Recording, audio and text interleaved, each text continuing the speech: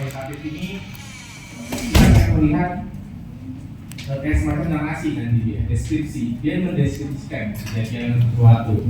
Contoh misalkan kebiasaan adat istiadat di suatu daerah, di suatu pedalaman tertentu, berkaitan tentang bagaimana cara mereka menjaga kesehatan misalkan. Nah, ketika pada waktu itu seorang tersebut yang meneliti akan dia terjun di dalam wilayah tersebut. Dia melakukan observasi, apapun yang dilihat sama dia, si peneliti tersebut akan dikatakan berupa keterangan. Nah, ini yang disebut dengan penelitian kualitatif.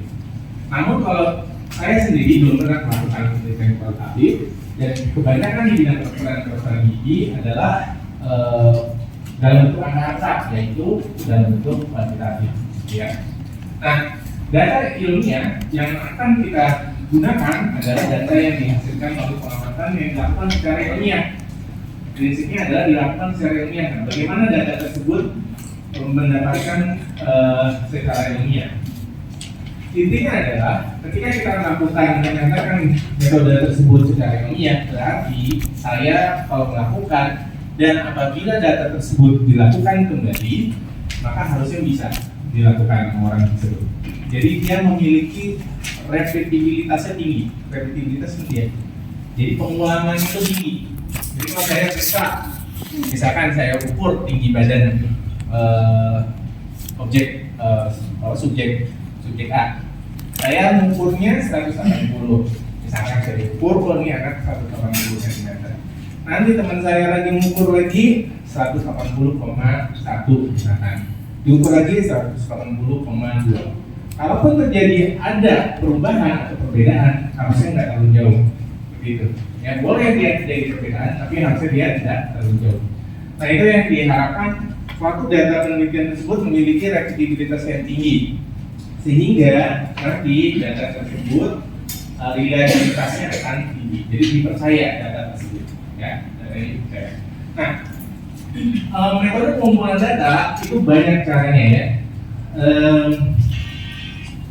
Caranya banyak, namun yang paling banyak digunakan adalah cara keenam, yaitu dengan pengukuran. Yang pertama adalah observasi. Observasi di sini bukan observasi jenis penelitian observasi ya, tapi observasi di sini adalah benar-benar memanfaatkan pengalaman sensorik. Jadi misalkan kalau kalian pernah melihat satu tulisan di dalam suatu bacaan, baik itu fiktif atau non fiktif, ya. Mereka suka menuliskan di suatu, misalkan saya pernah baca ada orasi ilmiah pidato, dia membuat orasi ilmiah tersebut di tengah sawah, gitu. Jadi dia ketika menuliskan itu, dia menyatakan bahwa ada angin, ada burung berkicau dan segala macam. Itu adalah pengalaman sensorik dan itu dituliskan. Kenapa? Agar si pembaca nanti bisa merasakan apa yang dirasakan oleh si penulis tersebut. Itu yang dikatakan observasi. Ya, jadi dia berdasarkan pengalaman sensorik, baik itu penciuman, penglihatan, pendengaran dan lain-lain. Lalu dia deskripsikan. Nah, itu adalah metode pengumpulan data juga. Lalu yang kedua adalah pengumpulan data sekunder. Ya, data sekunder ini adalah data yang tidak lengkap. Maksudnya apa? Data yang tidak lengkap biasanya kita mengambil dari rekam medis. Biasanya misal rekam medis dinyatakan bahwa pasien tersebut kadar gulanya tinggi, HbA1c-nya 8, kadar gulanya tinggi. Jadi udah dokter yang lain sebelumnya memeriksa, maka dia didiagnosis sebagai orang dengan diabetes mellitus misalkan. Lalu kita nggak ngeliat orangnya, tapi kita tinggal ambil aja datanya, rekam medisnya, lalu kita masukkan ke dalam data kita penelitian. Itu boleh dilakukan, tapi tentu aja dengan ada persyaratan tertentu ya, dengan persetujuan juga pasiennya, persetujuan dari rumah sakit yang memiliki data medisnya. Lalu data tersebut kita masukkan ke dalam penelitian kita. Itu boleh dilakukan, namun itu adalah data sekunder atau data yang kedua istilahnya. Ya. Contoh data sekunder yang bagus sebenarnya yang kalian bisa lakukan, ya, terutama untuk di bidang kedokteran gigi adalah data-data berkaitan tentang radiografi, ya. Jadi misalkan ronsen atau CT atau misalkan panoramik, itu banyak nih penelitian yang dilakukan seperti itu. Kenapa data sekunder ronsen bagus? Karena ronsen itu biasanya kita justru nggak boleh data primer, biasanya ya, tapi nggak semuanya. Kenapa? Karena ronsen memiliki radiasi, sehingga kalau misalkan di dalam satu penelitian kita membutuhkan namanya foto ronsen, lalu kita ambil orang, nanti orang padahal dia nggak memiliki suatu kebutuhan untuk difoto, tapi karena kebutuhan penelitian kita foto. Sedangkan kan kita berarti memberikan radiasi seperti itu. Justru data-data sekunder untuk ronsen itu bagus sebenarnya. Jadi harapannya justru data sekunder aja cukup, ya. Jadi dari data sekunder cukup. Oke, kita lanjut ya. Lalu ada metodologi yang lain adalah dengan kuesioner, ya. Jadi itu kita memberikan satu kuesioner. Lalu juga bisa dalam bentuk wawancara, ya. Wawancara itu juga bisa kita untuk mendapatkan satu data tersebut. Lalu kita bisa mendapatkan keterangan. Lalu ada yang namanya peran serta yang tadi saya bilang, jadi di dalam suatu daerah tertentu dia pengen melihat satu fenomena kebiasaan tertentu, maka dia melakukan namanya metode grounded. Jadi dia masuk ke dalam suku tersebut, lalu dia akan melihat satu kebiasaan dari adat istiadat dari orang-orang tersebut yang menjadi subjek penelitiannya. Lalu yang terakhir adalah yang paling dianggap data yang paling objektif, ya, dan yang paling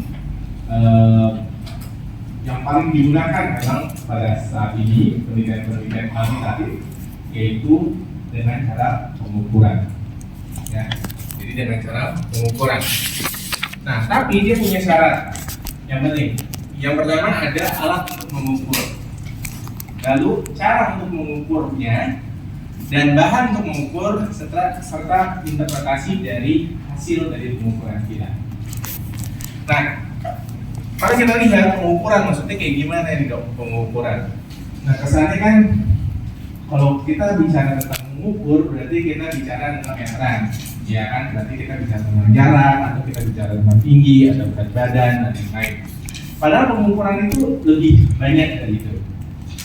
Jadi diantaranya adalah contohnya adalah pengukuran tingkat pengetahuan. Ada yang tahu tingkat pengetahuan orang? Itu bisa kita ukur. Nah, caranya gimana? Ada yang tahu? Caranya tingkat pengetahuan. Ujian. Kenapa? Dengan? Betul, dengan bukan tes IQ. Dia misalnya gini, tingkat pengetahuan tentang kesehatan gigi, gitu. Betul, dengan tes tertulis. Jadi nanti tapi pertanyaannya nanti divalidasi. Jadi pertanyaan harus divalidasi, kami sering divalidasi untuk mengetahui bahwa benar nggak ujian yang kita berikan itu bahwa menganggap orang tersebut bisa mengetahui sakit gigi atau enggak, begitu. Ya, jadi kita tingkat pengetahuan itu bisa kita ukur. Contoh lagi, misalkan lebar lengkung kakak. Ada yang bisa mengukurnya gimana? Lebar lengkung rahang. Foto ronsen. Gimana? Alatnya? Iya, pengalaman. Nggak ada. Gimana? Gimana Sarah? Hah? Jangan sorong. Iya. Tapi dilakukan kepada manusia enggak? Enggak. Terus gimana? Dicetak. Jadi standar-standar seperti itu. Yang penting adalah ada alat untuk mengukurnya. Jadi kalau nggak ada, gimana caranya? Kita buat alat untuk mengukurnya. Yang penting adalah nanti akan tervalidasi. Alat tersebut harus bisa divalidasi. Karena nggak semua alat itu kita bisa. Contoh misalkan, saya masuk sedikit ke biologi molekuler. Misalkan berkaitan tentang inflamasi.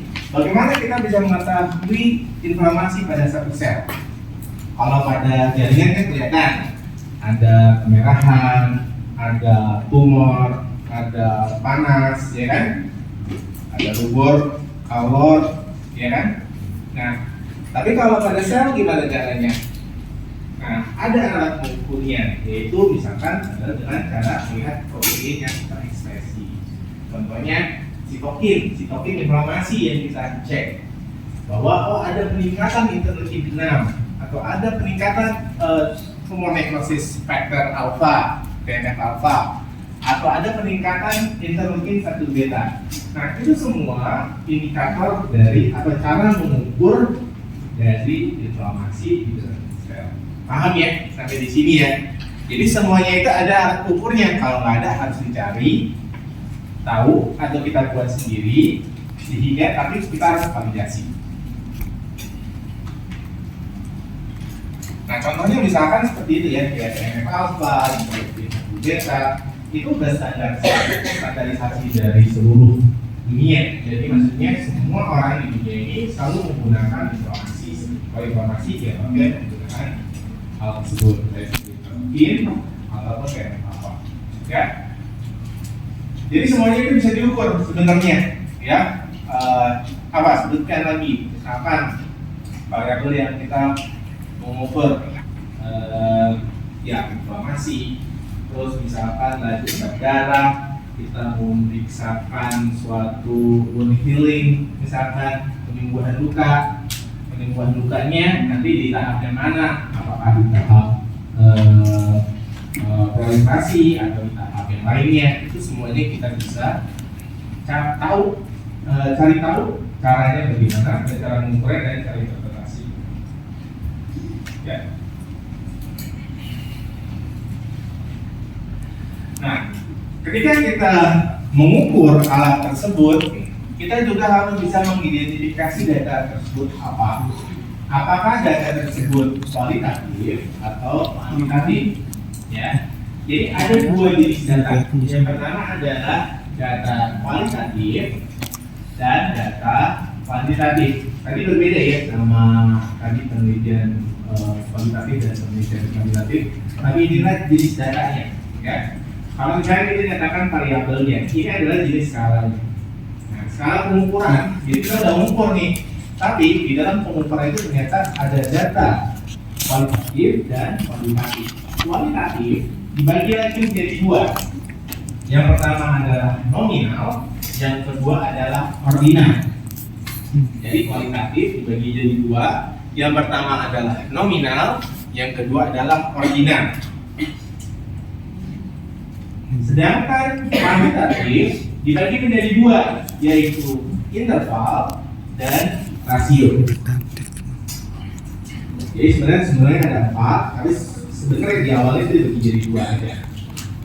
Lalu dipisah-pisah lagi. Nah, seperti yang saya selalu bilang, kalau belajar itu dikirimkan, lihat aja dari namanya, ya, dari nominal. Jadi diambil dari kata nom atau penamaan, name. Jadi data tersebut merupakan hanya penamaan aja. Kan tadi kan kita bilang pengukuran. Kalau pengukuran pakai angka atau pakai huruf? Angka ya, kalau pengukuran ya. Nah, jadi semuanya nanti akan dibuat menjadi angka. Namun angka itu bisa macam-macam. Jadi ya, ada angka yang sifatnya nominal, ada angka yang sifatnya ordinal, ada angka yang sifatnya interval, ada angka yang sifatnya rasio. Kenapa kita perlu tahu? Karena nanti data-data ini akan kita uji statistik. Oleh karena itu dalam pengujiannya akan berbeda-beda. Sehingga kita harus bisa mengidentifikasi terlebih dahulu data kita itu masuknya ke skala yang mana. Nah, pada bab 4 nanti kalian juga akan menuliskan namanya definisi operasional variabel. Jadi variabel yang kalian teliti apa dan kalian harus tahu skalanya apa. Gitu. Ya. Contoh misalkan nominal yang pertama diambil dari kata ini, berarti maksudnya adalah dia angka peringkat. Jadi kayak misalkan ada angka 1 dan 2, ya. Angka 1 artinya misalkan laki-laki, 2 artinya perempuan. Ya, ketika di uji statistik nanti kan dimasukkan tuh angka 1 dan 2. Namun di sini maksudnya angka 1 dan 2 ini cuma penamaan aja. Jadi bukan 1 lebih baik daripada 2 lebih baik daripada 1. Ngerti ya? Jadi nggak ada peringkat di situ, ya. Tapi dia hanya penamaan aja. Contoh misalkan kita menguji satu bahan alam A, B, C. lalu terhadap suatu katakanlah informasi. Lalu bahan alam A, B, C kita ganti nanti dengan angka 1, 2, dan 3. Tapi bukan berarti angka 1 itu lebih baik dari 2 lebih baik dari 3. Tapi itu hanya penamaan aja. Ya, jadi dilakukan penulisan angka di situ adalah sebagai penamaan. Oke. Lalu yang kedua adalah ordinal. Nah, diambil dari kata order. Order itu berarti urutan. Nah, dia ada urutan, tapi urutannya ini berupa kualitatif. Contoh misalkan adalah keparahan dari penyakit. Jadi ada stadium 1, misalkan keparahan penyakit kanker. Ada stadium 1, stadium 2, stadium 3, stadium 4. Ya. Namun di antara stadium itu ada peningkatan, berarti semakin 4 mendekati 4, maka dia semakin parah. Namun dia nggak ada tuh 1,5, 2,5, nggak ada. Jadi dia nggak ada batas yang jelas dia di situ. Jadi 1, 2, 3, 4. Nah berarti itu antara parah, tidak parah, sangat parah. Istilahnya seperti itu. Nah itu berarti kan kualitatif ya, parah, tidak parah, sangat parah, misalkan itu kayak ada peningkatan di situ. Namun dia angka di situ hanya sekedar kualitatif, kualitasnya. Oh ini sangat parah, tidak parah, atau sangat parah, begitu. Ya, atau parah aja. Ya, jadi itu namanya ordinal, data-data ordinal. Oke, nah saya akan menjelaskan ini keduanya, yaitu kuantitatif, ya, yaitu interval dan rasio. Ini sebenarnya sama. Interval dan rasio itu disamakan. Ya, di dalam statistik pun juga ini disamakan, yaitu scale. Namun kenapa dibedakan? Saya jelaskan dulu dari rasio. Rasio itu artinya adalah besaran sebenarnya berupa bilangan kontinu. Ya, contoh misalkan apa? Berat badan itu bilangan kontinu. Ya, misalkan tinggi badan, jarak antara jarak dari kampus ke rumah, misalkan itu adalah kontinu kan? Jarak, terus habis itu tinggi. Terus habis itu termasuk juga tekanan darah, misalkan tekanan darah, ya. Terus misalkan hemoglobin, ya. Terus misalkan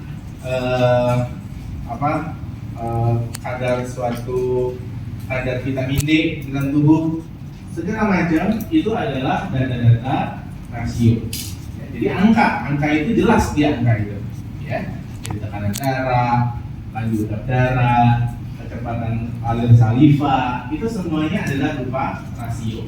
Nah, kalau interval, kenapa dibedakan antara interval? Karena sebenarnya prinsipnya sama, dan biasanya dia ada kalau ada rasio itu ada digit di belakang koma, jadi dalam bentuk desimal. Ya, seperti yang kita di badan ada 170,5 dan lain-lain.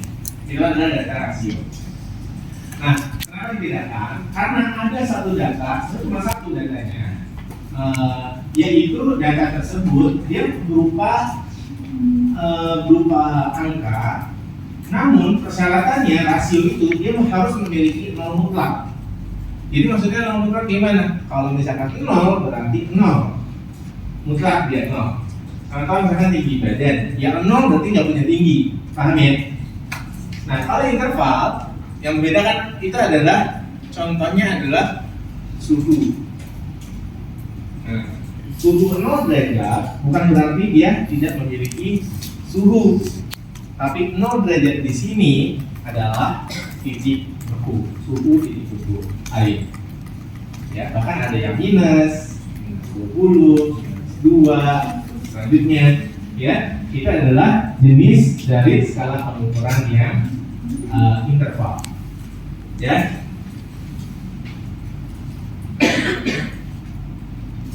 Nah, dari sini ada yang mau bertanya?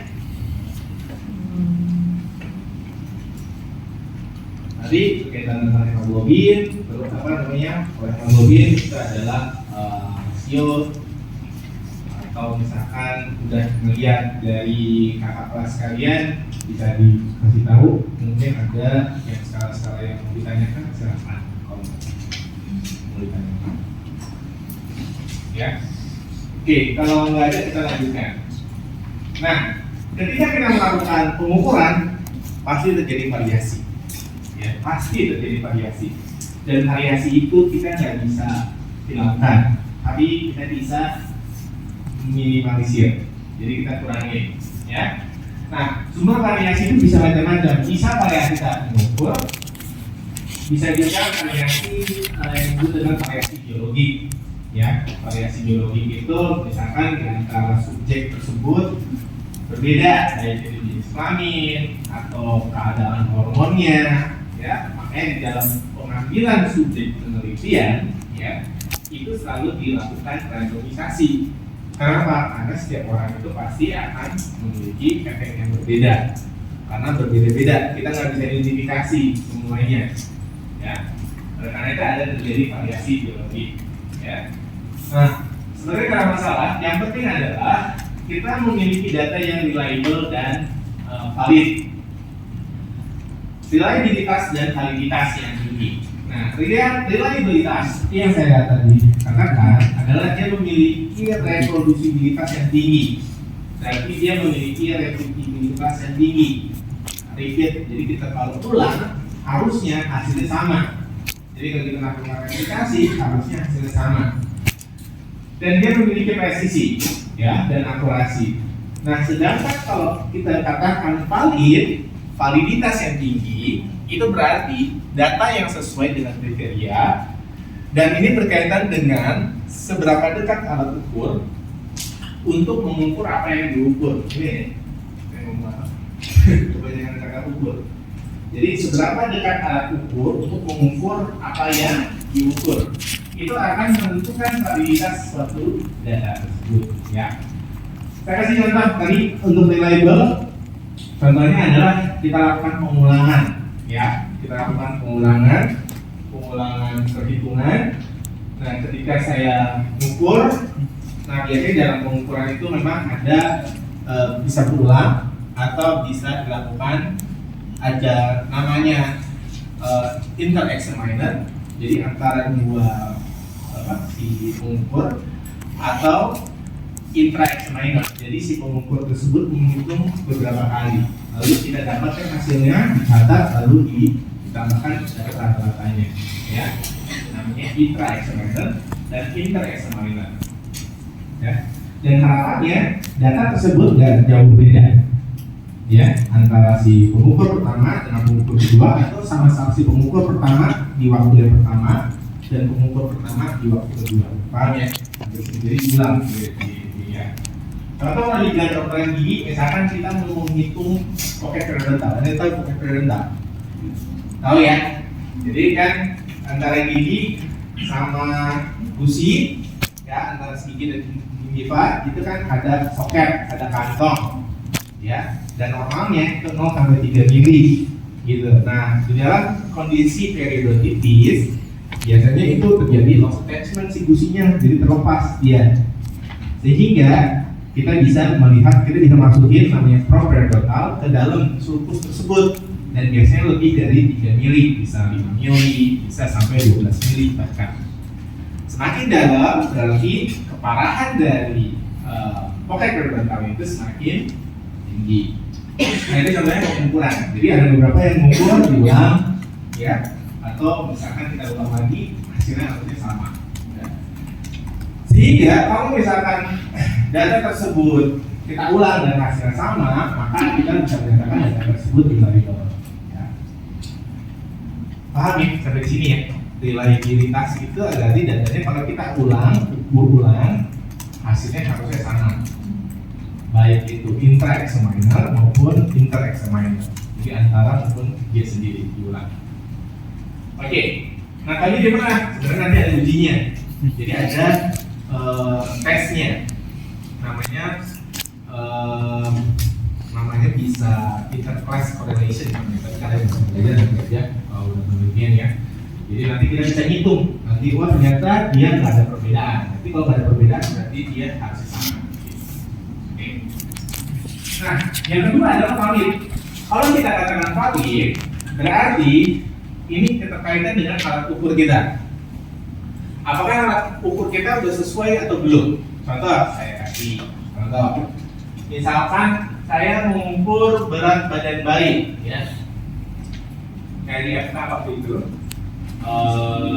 ada Prof. Adi, ya. Beliau melakukan penelitian pengaruh suatu obat zinc terhadap pertumbuhan bayi. Jadi obat zinc ini dikasih ke ibu hamil, Lalu yang dilihat adalah selain kesehatan ibu hamil, diikutin tuh ibu hamilnya. Udah 9 bulan, terus akhirnya melahirkan. Setelah udah melahirkan, diukur sih bayinya. Nah, dilihat dalam 1 bulan si bayinya bagaimana. Kan kalau bayi kita melihat kesehatannya pertama dari panjang badannya, terus yang kedua dari lingkar kepalanya, lalu dilihat dari berat badannya. Jadi kalau kalian ini sama teman ibu ya, tahu ya. Jadi seperti itu, dilihat dari berat badan. Nah, untuk mengukur berat badan bayi itu kita menggunakan pakai apa? Ada yang tahu? Punya adik? Ada yang punya anak? Belum. Ada yang tahu? Bagaimana cara mengukur berat badan bayi? Timbangan Apa kayak gini? dacin, Gula. Timbangan? dacin, Terus timbangan dacin bukan? timbangan beras, kata saya timbangan beras. Boleh nggak pakai timbangan beras? Nah, Boleh. boleh. Pertanyaan saya, bisa nggak? Bisa. Boleh nggak? Enggak. Kenapa? Tahu. Karena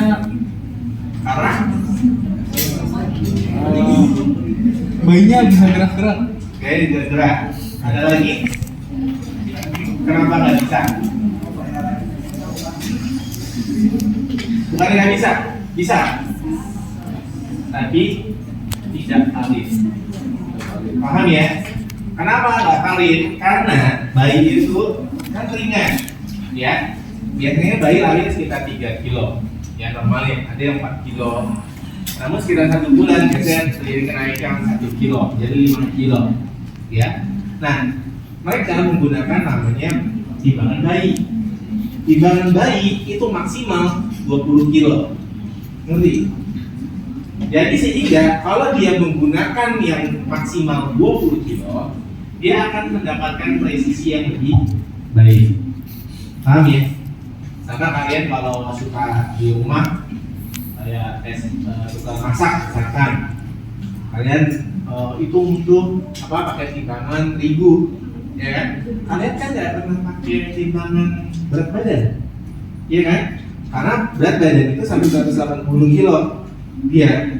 Nah sehingga nggak presisi nanti kalau kita menggunakan timbangan berat badan tersebut. Paham ya? Sampai di sini ya. Jadi kalau ditanya bisa atau enggak, bisa. Ya bayi nggak pakai timbangan beras, karena nggak timbangan beras berarti kan kuintal ya, kan kuintal. Tapi pengolahannya dia tidak valid. Paham ya? Di sini adalah validitas. Saya kasih contoh lagi deh, misalkan saya mengukur jarak dari FKG Trisakti ke sekarang mau apa sih bagus? Oke, deh. Ini terang ya dulu. Belum banget ya, jadi belum ada. Dan sampai CP berapa jaraknya? 5 kilo nanti ya. Hah? Sampai pintar katanya. Ada yang jawab lain? Berapa jarak dari sini FKG Usaki sampai CP? 4 apa? 4 kilometer. Ada yang lain? 3,93. Ada yang lain? Hah? Ada nggak? Berapa? 1,4 kilo pakai Google Map. 1,4 kilo. Oke, boleh nggak saya ngomong gini? Jarak dari FKG Sakti ke CP itu 20 menit naik mobil. Boleh nggak? Bisa nggak? Bisa kan? Atau saya bilang sekitar 15 menit perjalanan atau 30 menit jalan kaki. Bisa nggak? Bisa. Bisa nggak? Bisa. Boleh, bisa. Tahu nggak contohnya gimana? Yang melakukan pengukuran pakai waktu. Kalau kalian ke bandara, kalian lihat kan sampai terminal berapa? Itu 10 minute walk. Dia nggak pernah bilang loh berapa meter. Iya kan? Dia nggak pernah ke bandara kan? Oh, ya. Kan ada tuh, misalkan terminal A atau terminal gate 9 itu 10 minute walk, 15 minute walk. Iya, pernah nggak? Pernah lihat kan? Bahkan ditulis jelas-jelas di situ. Bahkan dia nggak menulis meter jarak. Padahal dia ngomongin tentang jarak, tapi dia bilangnya 10 minute walk. Kenapa? Karena itu adalah perkiraan. Namun di data penelitian kita nggak bisa pakai seperti itu karena data tersebut tidak valid. Jadi nggak bisa pakai waktu untuk menentukan jarak, tapi harus pakai dalam hitungan meter. Paham ya? Jadi jarak itu harus dalam sentimeter atau meter. Kenapa? Data tersebut valid. Kalau siapapun yang melakukan pasti dia ukurannya sama. Tapi kalau jalan kaki 10 menit, saya mungkin sama kamu mungkin berbeda, atau sama yang anak yang lebih kecil kan beda, nggak 10 menit, dia langkahnya lebih kecil, berarti dia akan lebih lama di jalannya. Ya, tapi kenapa di bandara selalu dipakai itu? Karena dia harus memperkirakan waktu. Tujuannya adalah si penumpang tersebut memperkirakan waktu. Kalau misalkan dia ke sana, itu sekitar 15 menit perjalanan, jadi dia harus buru-buru. Ngerti ya? Jadi tergantung dari tujuannya. Tapi dia nggak pernah menuliskan 200 meter. Kalau kalian perhatikan di semua bandara dia hampir nggak pernah menuliskan meter jarak itu. Tapi dia menuliskan adalah lamanya perjalanan ke sana. Namun data tersebut tidak valid, itu hanya perkiraan aja. Tujuannya adalah untuk memperkirakan kita yang ke sana berapa lama. Namun di dalam data penelitian itu tidak bisa digunakan. Kalau jarak berarti dia harus dalam bentuk meter. Lebar pengurahan berarti harus dalam bentuk sentimeter atau meter. Jarak antara tulang foramen A terhadap foramen B misalkan itu dalam milimeter, ya. Jadi harus dalam bentuk jarak. Oleh karena itu datanya harus valid, ya. Jadi reliable dan valid. Ini berkaitan tentang presisi dan akurasi. Jadi harapannya presisinya baik dan akurasinya juga baik. Baik, kita lanjutkan. Nah, bagaimana cara meningkatkan reliabilitas? Jadi ada penyebab terjadinya rendah dari presisi. Yang pertama adalah variabilitas ukur, variabilitas dari si pengukur, ataupun variabilitas dari subjek. Jadi butuh adanya suatu kesamaan persepsi. Misalkan saya mengukur kedalaman pocket dari mulai garis mana sampai garis mana, kedalaman tekannya itu berapa. Jadi harus ada kesamaan. Karena waktu itu saya melakukan penelitian, saya hanya sanggup maksimal 5 pasien sekali karena capek liatin kedalaman pocket semua gigi dan semua permukaan. Jadi bukan semua gigi ya, tapi semua permukaan. Permukaan labial saya periksa 3, di bagian luar saya periksa 3, begitu juga dengan atas. Kalau udah dapat pasien yang ngomong tuh saya senang karena lebih dikit saya hitungnya. Tapi begitu pasiennya gigi masih lengkap tapi pocketnya dalam-dalam itu lama banget, ya. Makanya cuma bisa 5 pasien satu hari. Nah, ada variabilitas dari si pengukur. Oleh karena itu kita harus diedukasi bagaimana interpretasi alatnya, bagaimana cara menggunakan alatnya yang baik. Jadi itu harus dilakukan. Nah, cara meningkatkan reliabilitas, yang pertama DOP dari penelitian harus jelas. DOP itu adalah definisi operasional variabel. Jadi variabel yang kita teliti harus jelas, ya. Jadi variabelnya apa, skalanya apa, itu harus jelas. Ya. Terus juga pembahasan dari model pengukuran, ya, metode pengukurannya bagaimana metodenya.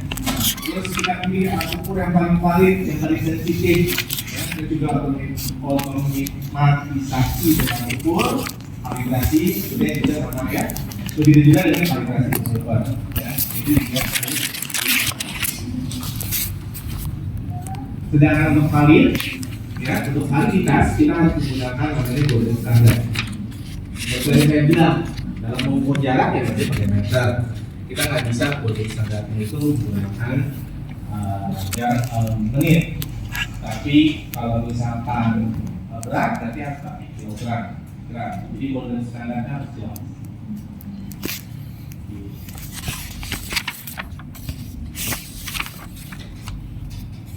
Ini adalah peningkatan varietas pengukuran, ya. Bagaimana pengukuran tersebut dapat di. Oke, nah sebelumnya saya ingin menjelaskan bahwa kalian juga harus sudah bisa mengetahui variabel bebas dan variabel tergantung. Jadi di dalam satu penelitian, ya, sebelum kita menentukan variabel ini apa, kemudian kita menentukan nih definisi operasional variabel yang jelas. Maka kita harus bisa mengidentifikasi data tersebut apakah yang data yang mempengaruhi atau yang dipengaruhi, ya, variabel bebas atau variabel tergantung. Sebelumnya saya jelaskan, variabel bebas dan variabel tergantung hanya ada pada penelitian yang sifatnya membandingkan, ya, dan komparasi. Jadi kita membandingkan dua variabel. Variabel bebas, saya kasih contoh, misalkan jenis kelamin terhadap kadar hemoglobin, misalkan. Jadi pengaruh atau komparasi jenis kelamin terhadap kadar hemoglobin. Sebagaimana kita ketahui bahwa kadar hemoglobin pada laki-laki rata-ratanya itu lebih tinggi daripada perempuan. Berarti jenis kelamin mempengaruhi nggak? Mempengaruhi. Oke. Nah kalau saya bilang komparasi jenis kelamin terhadap kadar hemoglobin darah. Variabel bebasnya mana? Variabel terjatuhnya mana? Ada dua variabel di sini. Yang pertama adalah jenis kelamin, yang kedua adalah kadar hemoglobin. Mana yang variabel bebas, mana yang variabel terjatuh? Oh, jenis kelamin perlu bebas. Hah? Itu jenis Jenis kelamin adalah Variabel bebas. variabel bebas. Lalu ada hemoglobin. Kadar hemoglobin adalah Tergantung. ada yang terjatuh. Tapi ya, variabel bebas adalah variabel yang mempengaruhi. Dalam hal ini yang mempengaruhi adalah jenis kelamin. Yang dipengaruhi adalah kadar hemoglobin. Ya. Jadi cara mengidentifikasi variabel bebas mana variabel tergantung, kita akan melihat mana yang mempengaruhi, mana yang dipengaruhi. Jangan dibalik, ya. Nanti kadar hemoglobin rendah dikit jadi perempuan. Enggak ya. Karena nanti akan mempengaruhi jenis kelamin, kan enggak. Berarti dia harusnya berbalikan. Paham ya dalam menetapkan. Nanti soalnya berkaitan sama kuliah kita yang berikutnya, cara menentukan rumus besar kapal. Itu juga harus dilihat dari variabel jenis datanya.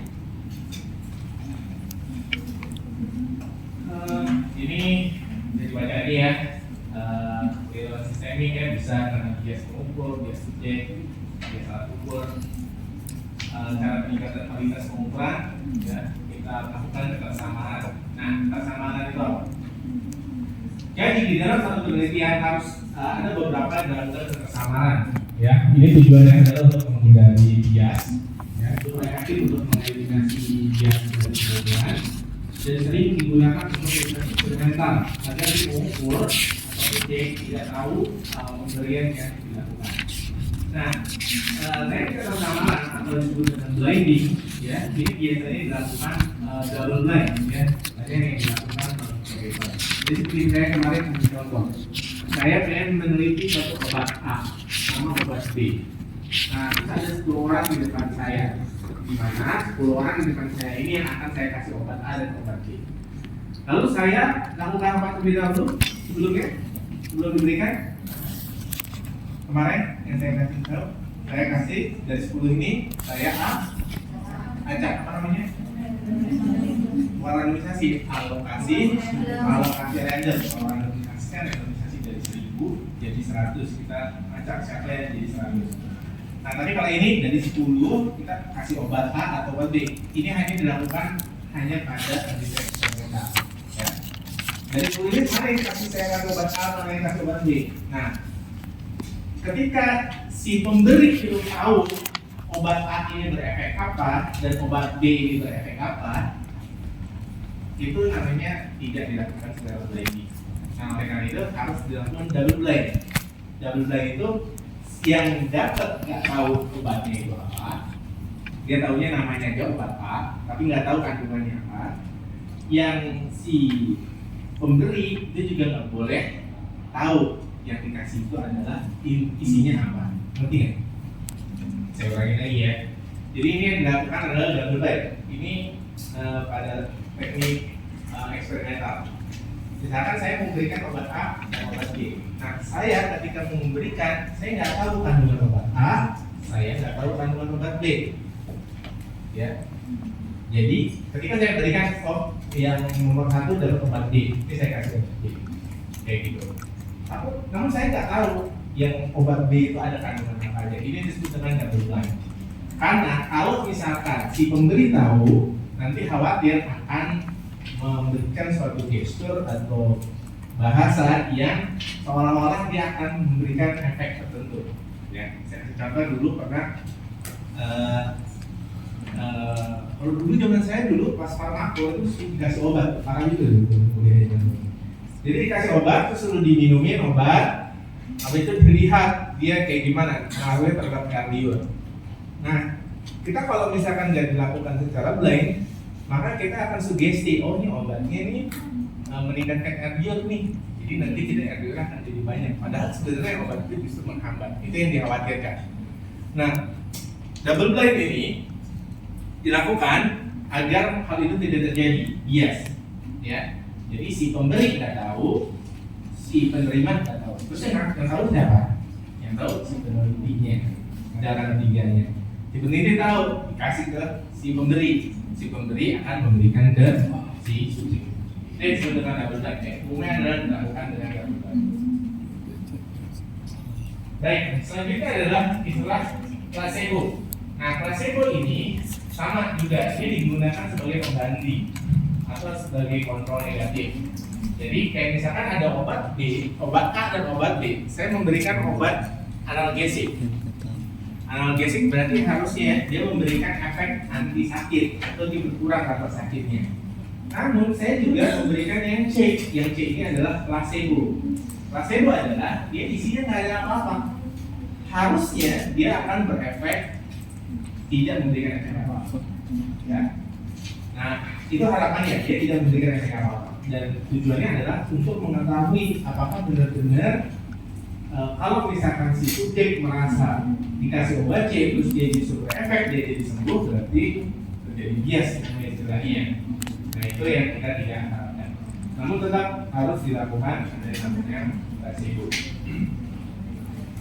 Nah, bias tadi ini merupakan penyimpangan secara sistematik nilai yang diperoleh dari sampel, ya, terhadap nilai statistik. Dan umumnya biasanya akan menurunkan validasi dari satu penelitian. Ya. Bias itu bisa terjadi di mana saja. Ya. Oleh karena itu yang bisa kita lakukan adalah eliminir, tidak bisa dihilangkan, namun kita bisa meminimalisir dari bias tersebut. Nah, jenis bias ada macam-macam. Ada namanya bias seleksi, ya. Lalu juga ada yang namanya bias informasi. Lalu yang selanjutnya adalah ada yang namanya disebut dengan bias konformity. Kita bahas satu sedikit, ya. Yang pertama adalah bias seleksi. Nah, sesuai dengan namanya, bias seleksi ini adalah bias yang terjadi ketika kita salah dalam pengambilan subjek. Ya. Jadi si subjek tersebut atau sampel tersebut tidak representatif terhadap populasi. Ya. Makanya kita harus penetapan populasi target yang benar, memilih sampel yang sesuai, ya, dan antisipasi terjadi kemungkinan dropout, jadi tiba-tiba dia nggak mau ikut penelitian lagi, itu juga harus diseleksi benar-benar si subjek penelitian tersebut. Lalu yang kedua adalah bias informasi. Maksudnya apa? Bias ketika kita mengumpulkan data. Jadi ketika mengumpulkan informasi kita terjadi bias. Bias ini bisa dari alat ukurnya atau si pengukurnya, ya. Bisa dari subjeknya juga, ya. Bisa dari subjek, bisa dari pengukurnya. Lalu yang ketiga adalah bias confounding. Bias confounding ini adalah variabel-variabel yang bisa mengacaukan hubungan sebab akibat. Oleh karena itu kita harus eliminasi dari bias confounding tersebut.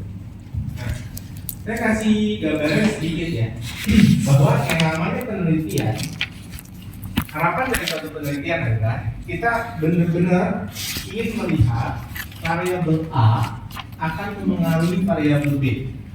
Paham ya sampai di sini ya? Jadi benar-benar kita nggak mau ada variabel-variabel lain sehingga itu nanti akan mempengaruhi dari penelitian. Saya kasih cerita sedikit berkaitan ada satu serial dulu serial makanan. Ada serial dulu di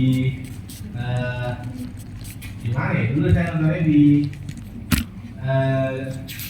Discovery Channel ya. Ada namanya Mythbuster. Mungkin kalian pernah lihat. Pernah dengar Mythbuster? Mythbuster itu berarti dia tujuannya kalau ada mitos, maka dia akan membuktikan mitosnya benar atau enggak. Yang namanya Mythbuster.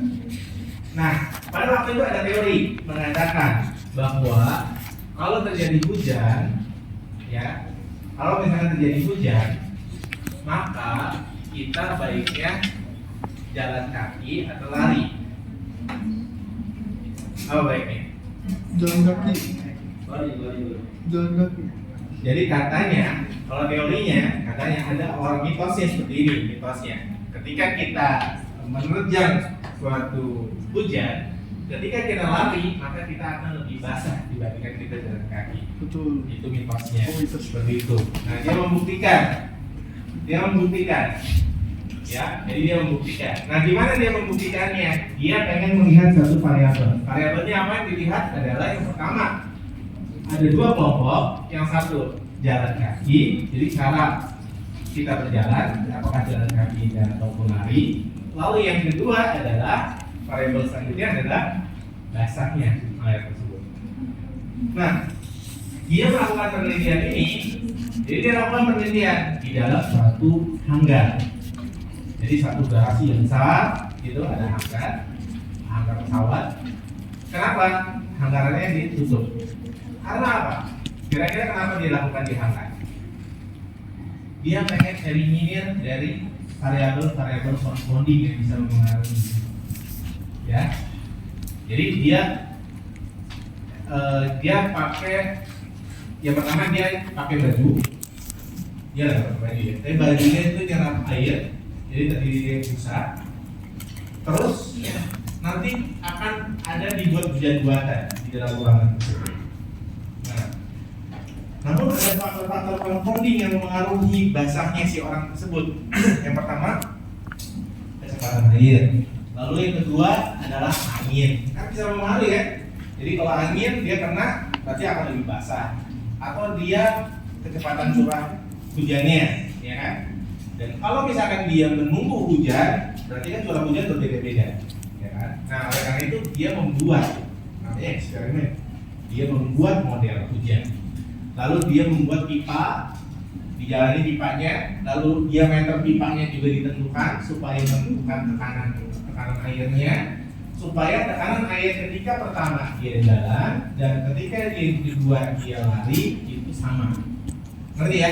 Nah, itu pemahaman tentang variabel confounding. Jadi khawatir nanti kalau misalnya ada angin, ada curah hujan yang berbeda-beda, itu akan mempengaruhi penelitiannya, akan mempengaruhi hasilnya kan. Oleh karena itu dia eliminir sama dia faktor-faktor confounding tersebut. Jadi sama seperti itu. Nah, akhirnya udah semuanya pakai air, dinyalain pompanya, tekanannya sama. Lalu pertama kali dia jalan kaki, ya. Lalu dia dan kaki basah kan, serap airnya, terus dia buka baju penyerap airnya itu terdiri dari busa, terus diperes, terus dilihat volume airnya. Lalu yang kedua dia lakukan, dia lari, dibandingin, dia lari sama basah airnya, lalu dilakukan diperes baginya khusus ya, jadi dari busa diperes, lalu dilihat volume airnya, dan ternyata betul, ternyata yang makin volume airnya makin tinggi adalah ketika dia berlari. Gitu. Jadi ketika berlari itu akan meningkatkan si orang tersebut jadi makin basah. Ya. Jadi kalau hujan sekali Jalan kaki. tidur aja sih. Istirahat, ngapain jalan kaki. Ya. Jadi seperti itu penjelasan tentang faktor-faktor compounding ya. Jadi harapannya bisa dipahami tentang compounding, bahwa compounding itu adalah faktor-faktor yang bisa mempengaruhi sehingga itu kita harus dieliminir. Tadi contohnya curah hujan, angin, kalau ada angin kan bisa makin basah. Ya, itu nanti bisa mempengaruhi, nanti akan menjadi bias. Oh ini ada angin, kan itu bias berarti. Nah, berarti dia benar-benar hasil dari penelitian tersebut benar-benar variabel A mempengaruhi variabel B. Baik, kita lanjutkan ya. Yang perlu diperhatikan pada saat pengumpulan data adalah beberapa ini, ya. Yang pertama adalah kurva baku. Oh iya, ya. Ini sedikit aja tentang mengukur kadar zat. Jadi ada namanya kurva baku, ada yang namanya drifting. Drifting ini adalah satu pengukuran yang semuanya stabil, terus lama-lama dia naik atau turun. Ya. Dulu saya tidak akan tanyakan ada data ya, tapi ini yang saya tanyakan adalah jenis angka. Jadi ketika kita mengukur data tersebut, kita ada jenis angka. Ada namanya angka eksak, ada angka kira-kira. Jadi ada angka kira-kira itu biasanya kita nyatakan dalam bentuk mean atau rata plus standar deviasi. Jadi ada the real value-nya di situ. Di sini ada value sesungguhnya. Plus minus bisa kita cari dengan tidak. Jadi misalkan ini 62,2397, tapi plus minusnya adalah 0,05. Jadi perkiraannya adalah itu adalah angka kira-kira itu tadi. Terus significant figure ini juga adalah satu pembulatan ya. Nah pembulatan ini pada angka rasio kita nggak boleh kita bulatkan terlebih dahulu ketika kita mendapatkan suatu data tersebut. Jadi sebisa mungkin data tersebut tentang apa adanya. Namun ketika ditampilkan di dalam skripsi kalian, di dalam skripsi itu di dalam hasil nanti di bab Dimas, di dalam Dimas hasil itu sudah dalam bentuk bulat. Jadi kalau udah dalam bentuk hasil nggak apa kita bulatkan. Karena apa? Karena dikhawatirkan ketika kita bulatkan di awal nanti akan terjadi perbedaan yang signifikan seperti itu. Nah ini contohnya, misalkan 5,5 kali 4,3 hasilnya 23,5. Sedangkan kalau misalkan tidak dibulatkan di awal, maka jaraknya itu jauh banget nih. 23,65 sama 23,2, hampir setengahnya. Jadi cukup besar. Oleh karena itu, ketika kita memperoleh data, baik itu data misalkan data di badan, data tekanan darah, kalau misalkan kita dapatkan dalam bentuk angka desimal, kita lakukan semuanya. Kalau berbosan ikutin dulu. Nah, misalkan kayak penelitian di laboratorium itu biasanya kita menggunakan namanya optical density atau OD, optical density. Nah di optical density itu biasanya komanya itu panjang, tapi kita boleh buktiin, tapi kita tentuin misalkan 4 angka di dalam koma, 3 angka di dalam koma. Nanti kita buatkan nanti setelah selanjutnya setelah kalau udah jelas hasil. Ini namanya significant figure. Ya. Ini juga pembulatan udah tahu ya caranya ya, ini udah di PSD udah diajarkan. Jadi kalau misalkan dia angkanya di atas angka 5, maka itu akan kalau di bawah angka 5 dia akan dibulatan. Ya, kalau di atas angka 5 maka dia akan dinaikkan. Contoh misalkan seperti ini 80,312, maka angka 2-nya karena dia di belakang di bawah 5 maka akan dihilangkan jadi 80,31. Kalau di atas angka 5 akan dinaikkan 80,307, berarti kita naikin jadi 80,31. Akan dinaikkan. Dia 7 dinaikkan ke 0-nya. Nah, khusus angka 5 udah tahu ya, kalau misalkan kita di depannya angka ganjil akan di 4, kalau genap dia akan di. Lalu yang selanjutnya yang perlu diperhatikan ketika dalam penyajian angka adalah notasi ilmiah. Nah, ini notasi ilmiah ini penting sekali, terutama ini pada kasus-kasus dalam pemilihan kadar zat, kadar sel, jumlah sel itu khususnya dalam bentuk seperti ini. Kalau kita menuliskan ada 6 juta sel begitu, kita nggak pernah menuliskan, jangan menuliskan 6000, jadi 6-nya 0 kali sel. Kalau secara global dengan tulisan banyaknya sel kita tuliskan dalam bentuk notasi ini. Jadi 6 kali 10 pangkat 6. Misalkan kita bicara 6 juta sel, berarti 6 kali 10 pangkat 6. Kalau saya ngomong 5.000 sel, berarti 5 kali 10 pangkat 3 sel. Jadi seperti itu, memang udah jadi standar. Kalau seperti itu. Ya, kali ini aja yang bisa saya sampaikan. Ada pertanyaan seperti sini? Ada?